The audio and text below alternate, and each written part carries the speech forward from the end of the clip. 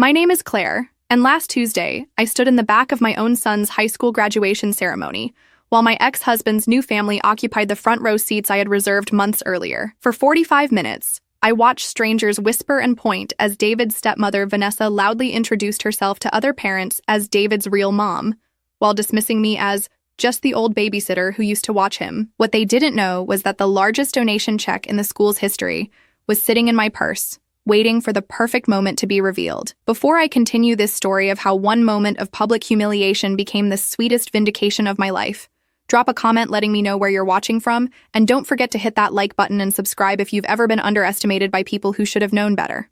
Trust me, you'll want to see how this ends. The dynamics in my fractured family had been toxic for years, but they reached a new low after my divorce from Richard Bennett 3 years ago. Despite having primary custody of our 18-year-old son, David, I had somehow become the outsider in my own child's life. Richard had remarried Vanessa, a former pharmaceutical sales rep who treated my son like a trophy she had won, rather than a person with his own history and relationships. She systematically worked to erase my presence from David's milestones, conveniently forgetting to include me in important events, scheduling father-son activities during my custody time, and worst of all, convincing David that her involvement in his life was more valuable than mine. Vanessa's manipulation tactics were subtle but devastating. She would arrive at David's school events early to claim the best seats, then act surprised when I showed up. "Oh, Claire, I didn't realize you were coming," she'd say with fake concern. "I would have saved you a spot." During parent-teacher conferences, she'd schedule private meetings with David's teachers, introducing herself as his mother and discussing his future college plans without my input. When David won the state championship in debate last year, Vanessa organized the celebration dinner at an expensive restaurant, timing it during my work hours and telling David I was unfortunately unavailable due to business commitments. The financial disparity between our households became another weapon in her arsenal. While I worked as a financial consultant, carefully budgeting to provide David with everything he needed, Richard and Vanessa showered him with expensive gifts and luxury experiences. They bought him a BMW for his 17th birthday, while I had saved for months to afford his debate team uniform. They took him on European vacations during spring breaks while I planned modest camping trips to state parks. Gradually, David began to see their lifestyle as normal and my practical approach as somehow deficient. The breaking point came 2 months before graduation when David announced he wanted both his real parents, meaning Richard and Vanessa, to sit in the family section during the ceremony. When I asked where that left me, Vanessa smoothly suggested I could help out with logistics since I was so good at organizing things. The casual dismissal of my role as David's mother, delivered with a smile and a pat on my shoulder, felt like a physical blow. My own son, the child I had carried, raised, and sacrificed everything for, was being convinced that I was merely a helpful assistant in his life, rather than the woman who had loved him unconditionally for 18 years. That night, I sat in my modest apartment looking at photos from David's childhood. His first steps, birthday parties, soccer games, all the moments when it was just the two of us building a life together. The walls were covered with his artwork from elementary school, honor roll certificates, and family photos that told the story of our journey. How had I become a stranger in my own son's life? How had Vanessa managed to rewrite 18 years of love and dedication into a narrative where I was just a secondary character? The pattern wasn't new, but it was escalating. Last Christmas, Vanessa had convinced David to spend the entire holiday with their side of the family, leaving me alone with a tree I'd decorated and presents that would remain unopened until the day after New Year's, when David finally remembered to visit during his senior prom. She arranged for professional photographers to capture every moment at their house, while I watched from the sidelines as she posed with David like a proud mother sending off her son. Each incident chipped away at my relationship with David, who was too young and too trusting to recognize the manipulation. He began calling less frequently, making excuses when I planned special activities, and repeating Vanessa's subtle criticisms of my lifestyle and choices. "Vanessa says successful people dress differently," he mentioned after she took him shopping for a new wardrobe. "Maybe you should consider updating your look, Mom." The words stung because they weren't really his, they were hers, planted carefully in conversations designed to make him see me through her critical lens. What David didn't know, what none of them knew, was that my modest lifestyle was a choice, not a limitation. 3 years ago, when Richard had demanded his half of our joint assets in the divorce settlement, I had quietly transferred my shares in the financial consulting firm I'd helped build into a private investment account. While he celebrated his victory and used his portion to fund his new lifestyle with Vanessa, I had been steadily growing my wealth through strategic investments and business acquisitions. My work as a financial consultant was really just my day job. My real business was identifying undervalued assets and companies, buying them quietly, and transforming them into profitable enterprises. Over the past 3 years, I had acquired a portfolio of businesses that generated more income in a month than Richard made in a year. But I maintained my modest apartment, drove my reliable but unremarkable car, and dressed professionally, but not expensively. I had learned the value of being underestimated. It allowed me to move through the world without drawing attention to my growing success. The irony wasn't lost on me that while Vanessa criticized my financial situation and Richard smugly believed he had gotten the better deal in our divorce, I was quietly building an empire. My investment in renewable energy companies had paid off spectacularly when government incentives boosted the sector. My stake in 3 local real estate developments had tripled in value as the city expanded, and my silent partnership in a tech startup had just resulted in a buyout that netted me more money than Richard would see in his lifetime. But the most satisfying investment of all was the one I had made 6 months ago when I learned that David's high school was struggling financially. Budget cuts had eliminated several programs, including the debate team that David loved so much. The building needed renovations, the library was outdated, and many families were struggling to afford college application fees and graduation expenses. While Richard and Vanessa were planning their expensive summer vacation to Italy, I was meeting with the school board to discuss a comprehensive donation that would transform the entire educational experience for hundreds of students. The graduation ceremony invitation arrived on a Tuesday morning, delivered by David himself with an awkward expression I'd never seen before. "Mom," he said, shifting uncomfortably in my kitchen doorway, "about graduation next month. Vanessa thinks it might be better if you sat in the general seating area instead of the family section." The words hit me like a physical blow, but I kept my expression neutral. "She says it might be confusing for people to see both you and her in the family area, and since she's been more involved in my school activities lately." I set down my coffee cup slowly, studying my son's face. This wasn't David speaking. These were Vanessa's words coming out of his mouth, and the guilt in his eyes told me he knew it too. "More involved how?" I asked quietly. He fidgeted with his car keys, the BMW keys that glinted with the luxury of his father's new life. "Well, she's the one who's been helping with college applications, and she organized the senior events committee. Plus, she knows all the other parents really well now." Every word was a carefully planted seed of doubt about my relevance in his life. Over the past 2 years, Vanessa had systematically inserted herself into every aspect of David's senior year experience, while subtly pushing me to the margins. She had volunteered for every school committee, attended every parent meeting, and made herself indispensable to the school community, all while I was working 60-hour weeks to build the financial security that I hoped would support David's future. "David," I said, choosing my words carefully, "I've been to every one of your school events since kindergarten. I've never missed a parent-teacher conference, a debate tournament, or a school play. I reserved those family section seats the day tickets went on sale." His face flushed with embarrassment, but he pressed on with his rehearsed explanation. "I know, Mom, but Vanessa's already told everyone she's sitting there, and it would be really awkward to change it now. Plus, you'll have a better view from the general section anyway." The manipulation was so obvious it was almost insulting. Vanessa had created a social obligation that made me the problem. If I insisted on my rightful place in the family section, I would be the one causing drama and making things awkward.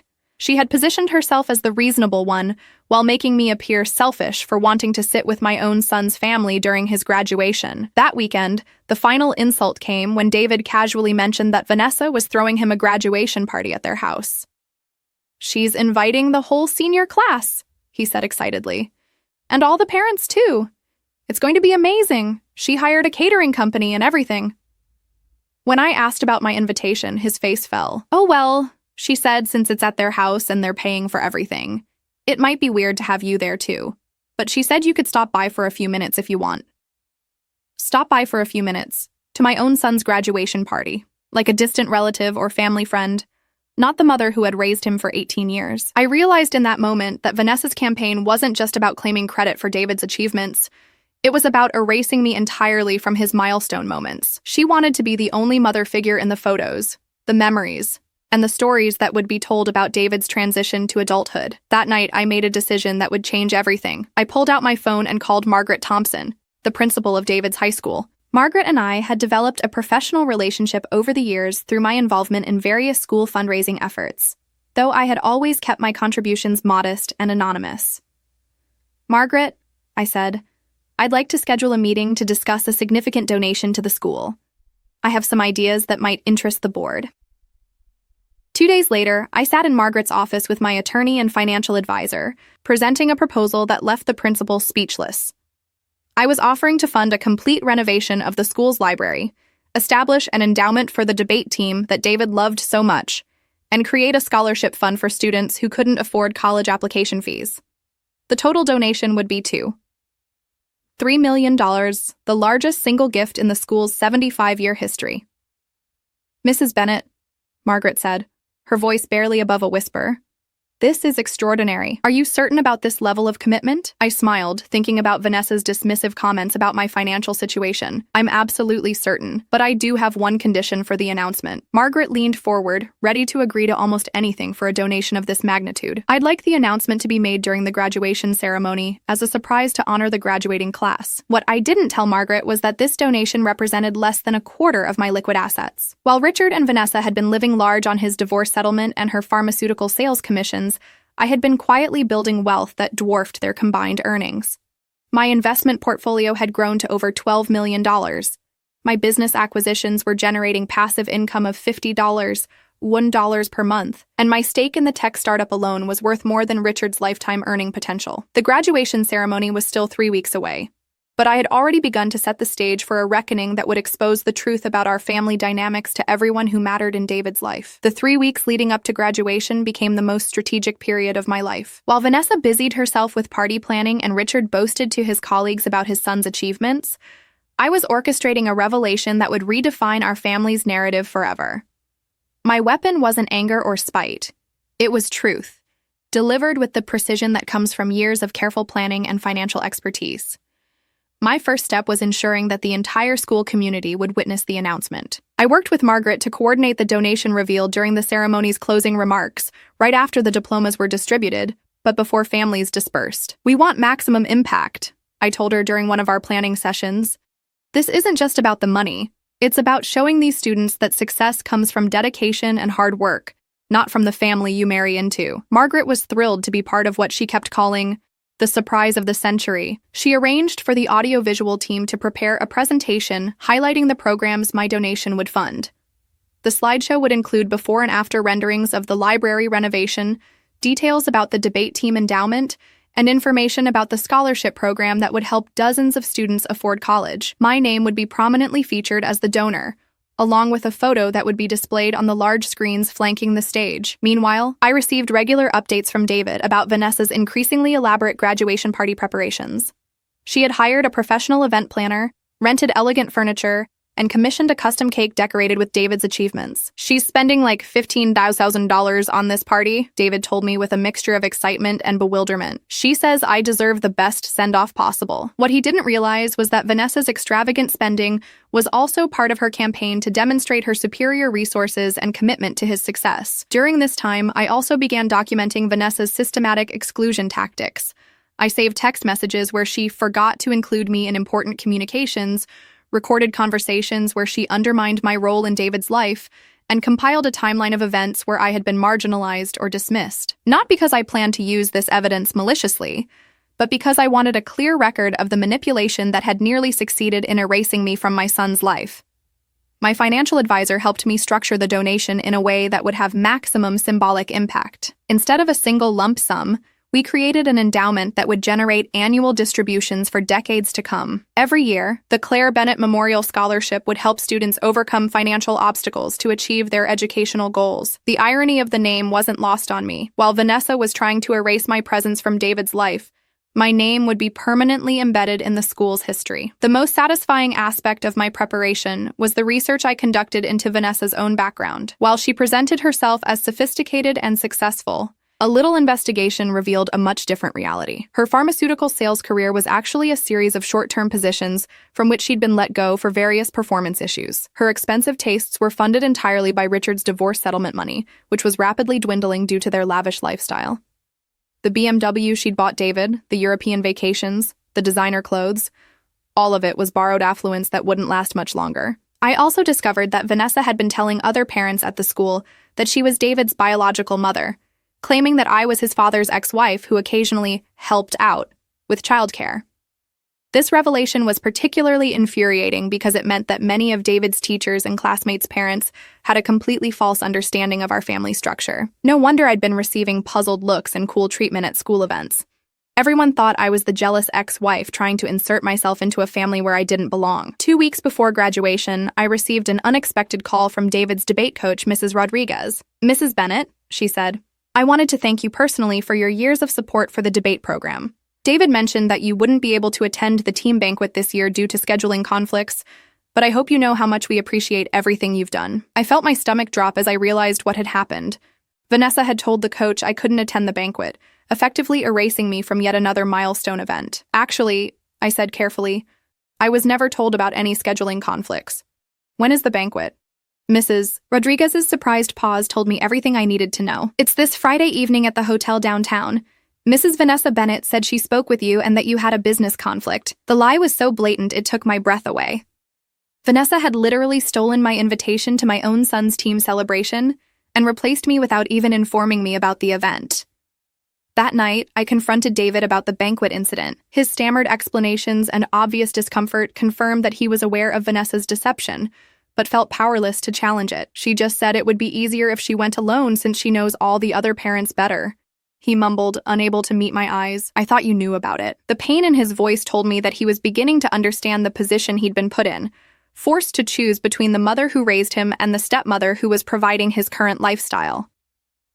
The final week before graduation, I made one last strategic decision. I arranged for my attorney to attend the ceremony as my guest, not because I expected legal trouble, but because I wanted a professional witness to the family dynamics that would be on full display. I also invited my financial advisor and Margaret Thompson to join us for lunch after the ceremony, where we would finalize the details of the scholarship program. By the time David's graduation day arrived, I had assembled a small but powerful group of professionals who understood exactly what was at stake. The night before the ceremony, I stood in my modest apartment, looking at the dress I'd chosen for the occasion. It was elegant but understated, the kind of outfit that wouldn't draw attention but would photograph well when my name appeared on the giant screens at the graduation venue. Tomorrow, the carefully constructed narrative about my irrelevance in David's life would crumble in front of 3,000 people. Tomorrow, everyone would learn who Claire Bennett really was. The morning of graduation dawned clear and bright, as if the universe itself was setting the stage for the reckoning I had been planning for weeks. I woke up early and went through my normal routine with deliberate calm, coffee, morning news, a light breakfast, but my mind was racing with anticipation. In a few hours, the careful facade that Vanessa had constructed would crumble in front of the entire school community, and the truth about our family dynamics would finally be exposed. I chose my outfit with the precision of a general preparing for battle. The navy blue dress was professional but elegant, expensive enough to photograph well but understated enough not to overshadow the moment. My jewelry was minimal but quality, pearl earrings that had belonged to my grandmother, and a simple gold necklace that David had given me for Mother's Day years ago. I wanted to look like exactly what I was, a successful professional who had never needed to flaunt her achievements to validate her worth. At 10 a.m., my phone rang with David's name on the caller ID. "Mom," his voice was tense with pre-ceremony nerves. "I just wanted to make sure you knew that the ceremony starts at 2 p.m. sharp. And remember, your seats are in Section C, not with the families." The reminder stung, but I kept my voice warm and encouraging. "I'll be there with bells on. Sweetheart, this is your big day, and I'm so proud of you." What I didn't tell him was that I wouldn't be sitting in Section C for very long. By noon, I was at the venue early, watching the elaborate setup process with professional interest. The graduation was being held at the city's largest auditorium, with seating for over 3,000 people. Television screens flanked the stage for better visibility, and professional photographers roamed the space capturing pre-ceremony moments. I spotted Vanessa immediately. She was holding court near the family seating area, wearing an expensive pink suit and introducing herself to other parents as David's mother. Richard stood beside her in his best suit, clearly enjoying the attention that came with being part of what appeared to be a successful, affluent family. I watched from a distance as David approached them, resplendent in his graduation cap and gown. Vanessa immediately began adjusting his mortarboard and smoothing his collar while photographers captured every moment of her maternal attention. Richard placed a proud hand on David's shoulder, and for a moment they looked like the perfect nuclear family. Successful father, devoted stepmother, accomplished son. The only thing missing from this picture was the woman who had actually raised David for the first 15 years of his life. Margaret Thompson found me near the registration area and greeted me with barely contained excitement. "Claire, I can hardly believe this day is finally here," she whispered. "The presentation is ready, the check is prepared for the photo opportunity, and I've briefed the audiovisual team on the timing. This is going to be absolutely incredible." Her enthusiasm was infectious, but I reminded myself to stay focused on the bigger picture. This wasn't about my personal vindication. It was about showing David and everyone else that success comes from substance, not from the appearance of wealth. As families began filing into the auditorium, I noticed the clear social stratification that had developed around David's dual family situation. Vanessa's friends and Richard's business associates clustered in the premium family seating area, while my friends and colleagues had been relegated to the general admission sections. The visual representation of my supposed irrelevance was stark and deliberate. Even at my own son's graduation, I had been positioned as a peripheral figure rather than a central one. 30 minutes before the ceremony began, I received a text message that made my blood boil. It was from David. "Mom, Vanessa asked me to remind you that the reception after graduation is family only. She said you're welcome to congratulate me quickly after the ceremony, but the celebration dinner is just for immediate family." The casual cruelty of the message was breathtaking. My own son was delivering his stepmother's directive to exclude me from his graduation celebration, and he was doing it via text message to avoid the awkwardness of a face-to-face conversation. I screenshot the message and forwarded it to my attorney, who was already seated in the auditorium. His response was immediate. "Document everything. This level of parental alienation could be relevant if custody modifications become necessary." The legal implications hadn't occurred to me before, but I realized that Vanessa's systematic campaign to erase me from David's life might constitute a form of psychological manipulation that courts would take seriously. As the ceremony began, I took my assigned seat in Section C and watched the processional with mixed emotions. David looked handsome and confident as he walked across the stage with his classmates, but I couldn't shake the feeling that I was watching this milestone moment as an outsider rather than as his mother. Around me, other parents in the general seating area pointed toward the family section and whispered about the expensive clothes and jewelry displayed by the premium ticket holders. The first part of the ceremony proceeded normally. Welcome remarks, salutatorian speech, principal's address about the bright futures awaiting the graduating class. I watched Vanessa in the family section, noting how she waved enthusiastically every time the cameras panned across the audience, clearly hoping to be captured in the official ceremony footage. Richard sat beside her with the satisfied expression of a man who believed he had successfully upgraded every aspect of his life, including his family structure. During the diploma presentation, I felt a complex mixture of pride and heartbreak as David crossed the stage. This was the moment I had been dreaming about since he was born, watching my son achieve his first major milestone as an adult. But instead of sharing this moment with David's father as we had always planned, I was sitting alone while Richard and Vanessa basked in the reflected glory of David's accomplishments. When David's name was called and he walked across the stage to receive his diploma, Vanessa stood up and cheered as if she had been his mother for all 18 years of his life. As the diploma ceremony concluded and Principal Thompson approached the podium for closing remarks, I felt my heart rate accelerate. The moment I had been planning for weeks was finally at hand. Margaret looked directly at me from the stage and gave an almost imperceptible nod. Everything was ready for the announcement that would change the trajectory of our family forever. "Before we conclude today's ceremony," Margaret began, her voice carrying clearly through the auditorium's sound system, "I have a very special announcement to make about a gift that will transform our school community for generations to come." The auditorium fell silent as Principal Thompson's words echoed through the sound system. I could see Vanessa in the family section, looking mildly interested but clearly expecting some routine administrative announcement. Richard was checking his phone, probably already thinking about their post-ceremony celebration plans. David sat with his classmates on the stage, his mortarboard slightly askew, completely unaware that his understanding of our family dynamics was about to be permanently altered. "Today, I have the extraordinary honor," Margaret continued, her voice building with genuine emotion, "to announce the largest single donation in our school's 75-year history. This transformative gift will fund a complete library renovation, establish a permanent endowment for our award-winning debate team, and create a scholarship program that will help deserving students overcome financial obstacles to achieve their educational dreams." A murmur of excitement rippled through the audience. I could see other parents looking around, wondering who among them had the means to make such a significant contribution. In the family section, Vanessa was whispering to Richard, probably speculating about which wealthy family had stepped forward to support the school. The irony was delicious. She was sitting just 50 feet away from the actual donor while dismissing me as irrelevant to her son's success. The generous benefactor of this $2-3 million gift, Margaret announced, pausing dramatically as the large screens flanking the stage illuminated with prepared graphics, is Mrs. Claire Bennett, David Bennett's mother and a dedicated advocate for educational excellence. The auditorium erupted in thunderous applause, but I was watching only 3 faces in the crowd. David's expression shifted from confusion to shock, to something approaching awe as he realized what was happening. Richard's face went completely white, his mouth falling open as he stared at the large screens now displaying my name and photo in elegant script. But it was Vanessa's reaction that was most satisfying. Her carefully maintained composure cracked completely, revealing naked shock and what looked suspiciously like panic.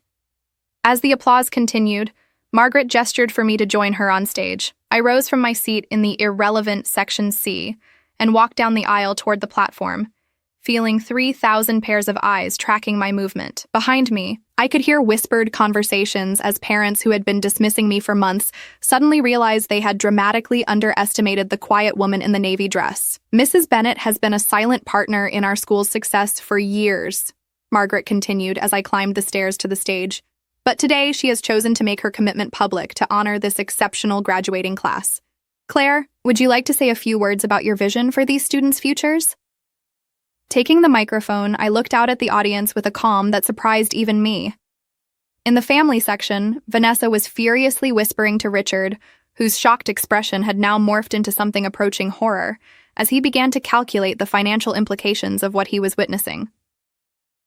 David was staring at me from his position with the graduates, his face cycling through emotions I couldn't quite read. "Thank you, Principal Thompson," I began, my voice steady and clear. "When I was David's age, I thought success meant having people recognize your worth. As I've gotten older, I've learned that true success means being able to lift others up, regardless of whether anyone notices your efforts." I paused, letting my eyes find David in the sea of graduation caps. Today's gift isn't about recognition. It's about ensuring that every student who walks through these halls has the opportunity to reach their potential, no matter what obstacles they face at home. The double meaning wasn't lost on anyone paying attention. While I was ostensibly talking about financial obstacles, the subtext was clear to everyone who knew our family situation. I was talking about overcoming the obstacle of being underestimated, dismissed, and erased by people who should have known better. The Claire Bennett Memorial Scholarship, I continued, noting how Vanessa flinched at the permanence implied by having my name attached to the school's legacy, will specifically support students who demonstrate exceptional determination in overcoming family challenges to achieve academic excellence. Because sometimes the most important education happens when we learn to succeed, despite the people who tell us we're not capable of greatness. As I handed the microphone back to Margaret, the applause was even more enthusiastic than before. But I was focused on the small drama playing out in the family section. Vanessa had stood up abruptly and was attempting to leave, clearly overwhelmed by the public revelation of my financial capabilities. Richard grabbed her arm, trying to keep her seated, but their whispered argument was becoming visible to everyone around them. Other parents in the family section were now staring at them instead of the stage, clearly confused by their dramatic reaction to what should have been a celebratory moment. Margaret concluded the ceremony with traditional remarks about the graduates' bright futures, but the energy in the room had completely shifted. As families began to disperse, I was immediately surrounded by other parents, teachers, and school board members who wanted to congratulate me and discuss the donation's impact. The contrast with my earlier invisibility was stark. Suddenly, everyone wanted to talk to the woman they had been ignoring for months. Dr. Harrison, the superintendent of schools, pushed through the crowd to reach me. "Mrs. Bennett," he said, his voice filled with genuine gratitude, "this gift will transform not just our school, but our entire district's approach to student support. Would you be available to discuss expanding this scholarship model to our other high schools?" Before I could answer, I was approached by Mrs. Rodriguez, David's debate coach, who looked deeply embarrassed. "Claire, I owe you a tremendous apology," she said, her face flushed with shame. "I had no idea about the scope of your support for our program, and I'm horrified that you were excluded from last week's banquet based on false information. We'll be hosting a special recognition event to honor your contributions properly." The validation felt good, But what mattered more was that David was witnessing these conversations and beginning to understand how thoroughly he had been misled about my role in his educational success. As the crowd around me grew, I noticed David pushing through the dispersing graduates to reach the area where I was standing. His face was a mixture of confusion, pride, and what looked like guilt as he approached. Behind him, I could see Richard and Vanessa near the family section exit, engaged in what appeared to be an increasingly heated discussion.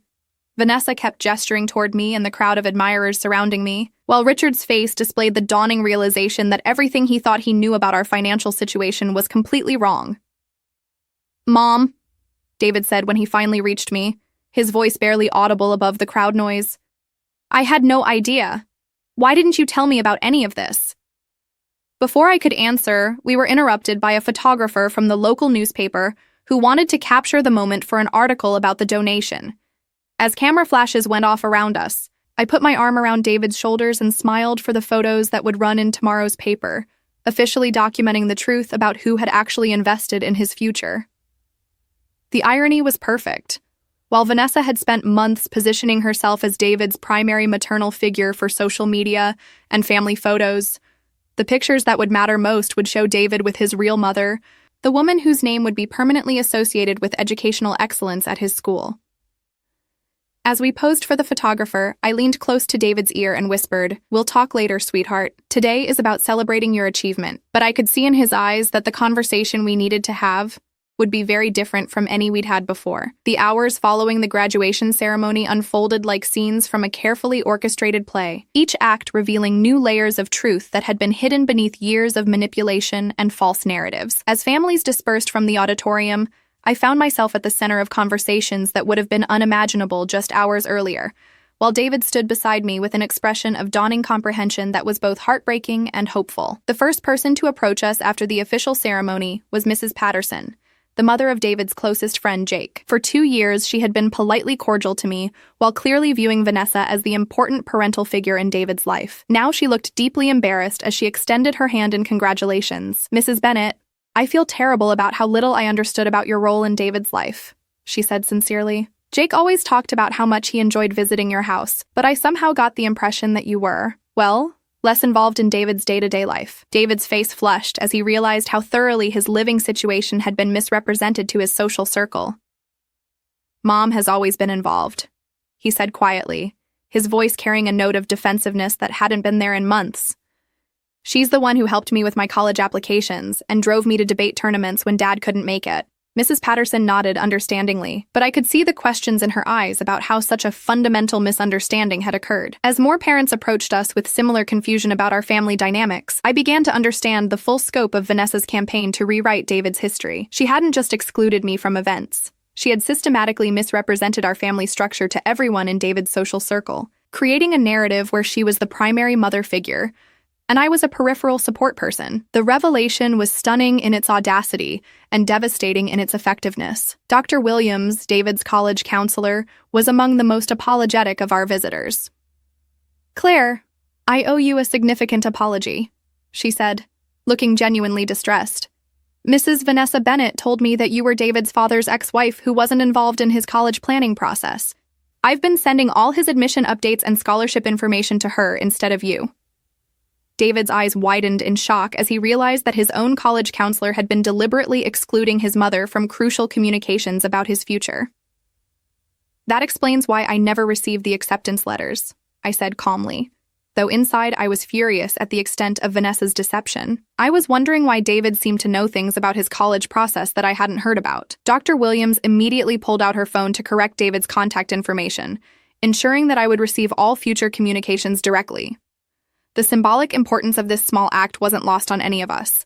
David's mother was being restored to her rightful place in his academic life. 20 minutes after the ceremony ended, I noticed Richard approaching us with obvious reluctance.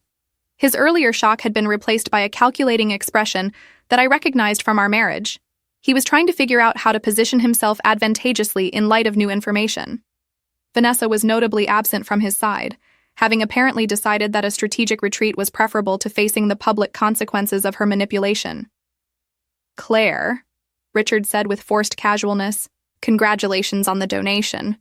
Very generous of you." His tone carried an undertone of accusation, as if my financial success was somehow a betrayal of our divorce agreement. I had no idea you were doing so well financially. Perhaps we should discuss modifying David's support arrangements. The audacity of his statement was breathtaking. Within minutes of learning about my financial capabilities, he was already scheming to benefit from them. David stepped closer to me, his expression hardening as he witnessed his father's opportunistic response to the revelation about my success. "Dad, Mom has never missed a support payment," he said quietly, "and she's been paying for all my debate team expenses for years without asking you to contribute." The quiet pride in David's voice as he defended me was worth more than all the applause I'd received on stage. Richard's face flushed with embarrassment at being called out by his own son in front of the gathered crowd. "Well, of course your mother is capable," he said defensively, "but this level of donation suggests resources that weren't disclosed during our divorce proceedings." My attorney, who had been observing the conversation from nearby, stepped forward with a business card and a smile. "Mr. Bennett, if you have concerns about financial disclosure, I'm sure we can arrange a comprehensive review of all assets and income streams from the relevant time period." The color drained from Richard's face as he realized the implications of challenging my financial transparency. During our divorce, he had been so focused on claiming half of our visible assets that he had never investigated my investment activities or business acquisitions. Now, any legal challenge would likely result in a forensic accounting that might reveal his own financial misrepresentations during our marriage. He mumbled something about discussing things privately and quickly retreated, leaving David and me standing with a growing crowd of supporters. The most meaningful conversation of the day came when Margaret Thompson approached us with a special request. "Claire, the school board would like to discuss having you speak at our annual fundraising gala next month," she said. "Your story about building success while supporting educational excellence would be incredibly inspiring to our community." The invitation represented more than just recognition. It was official acknowledgement that I had always been an integral part of David's academic community, despite Vanessa's efforts to erase my presence. As the afternoon wore on, David and I found ourselves alone for the first time since the ceremony. We sat on a bench outside the auditorium, both of us emotionally exhausted from the day's revelations and confrontations. "Mom," David said finally, his voice heavy with guilt and confusion, "I'm so sorry about how I've been treating you. I didn't realize what Vanessa was doing, how she was lying about things." His honesty was heartbreaking because I could see that he was genuinely struggling to understand how he had been manipulated. "Sweetheart," I said, taking his hand, "you were caught in the middle of an adult situation that you shouldn't have had to navigate. Vanessa is very skilled at manipulation, and she targeted your natural desire to avoid conflict between your parents." We talked for over an hour about the specific incidents where he had been fed false information about my availability, my financial situation, and my level of involvement in his life. With each revelation, David became more upset about how thoroughly he had been deceived. "I want to skip Vanessa's graduation party," David said suddenly. "I want to have dinner with you instead, just the two of us, like we used to do." The simple request brought tears to my eyes because it represented his conscious choice to prioritize our relationship over the manufactured obligations that had been imposed on him. "Are you sure?" I asked. "She's spent a lot of money on that party, and your friends will be expecting you." David's response was mature beyond his 18 years. "I've learned today that expensive gestures don't always represent genuine care. I'd rather spend time with someone who actually loves me." That evening, as David and I sat in our favorite restaurant sharing a quiet celebration dinner, I reflected on the unexpected ways that truth had emerged from what could have been a day of personal humiliation. Vanessa's attempt to erase me from David's graduation had actually created the perfect stage for revealing the reality of our family dynamics to everyone who mattered. By trying to marginalize me, she had inadvertently set up a situation where my actual contributions could be dramatically contrasted with her manufactured importance. The local newspaper article about the donation ran the next morning with a headline that perfectly captured the irony of the situation. "Local Mother's 2-3 million gift. Honors graduating son." The accompanying photo showed David and me smiling together, with a caption identifying me as successful businesswoman and philanthropist Claire Bennett. There was no mention of Vanessa anywhere in the article, despite her months of positioning herself as David's primary maternal figure in the community. 2 weeks later, David moved into my apartment for the summer before starting college in the fall. The transition wasn't about rejecting his father, but about rebuilding our relationship without the constant interference and manipulation that had nearly destroyed it. Richard and Vanessa's relationship, meanwhile, appeared to be suffering under the stress of their public embarrassment and the financial realities of their unsustainable lifestyle. The scholarship program that bore my name began accepting applications within a month of graduation, and the first recipient was a young woman whose single mother worked 3 jobs to support her education. When I presented the award at the school board meeting, David was in the audience, beaming with pride at his mother's commitment to helping other families overcome obstacles to educational success. The moment felt like a completion of something that had begun years earlier, when I first decided that my worth wouldn't be defined by other people's ability to recognize it. Looking back on graduation day now, I realized that Vanessa's cruelest attempt to humiliate me had actually created the perfect opportunity for vindication. By forcing me to the margins, she had given me the ideal vantage point to observe and document her manipulation. By dismissing my resources, she had created dramatic contrast when my actual capabilities were revealed. Most importantly, by trying to erase my role in David's life, she had forced both of us to clearly see how much our relationship truly meant. The greatest victory wasn't the public recognition or the shocked expressions on Richard and Vanessa's faces. It was the quiet conversation David and I had that night over dinner, when he looked at me with clear eyes and said, "I'm proud to be your son, Mom. I'm sorry it took me so long to remember that. Sometimes the sweetest revenge isn't about destroying your enemies. It's about reclaiming the relationships they tried to steal from you." Have you ever been systematically underestimated or excluded by people who should have valued you? Share your story in the comments below about a time when truth ultimately prevailed over manipulation. Don't forget to like this video and subscribe for more stories about family resilience, justice, and the power of quiet determination. Remember, sometimes the people who try hardest to erase you are actually setting the stage for your most dramatic vindication.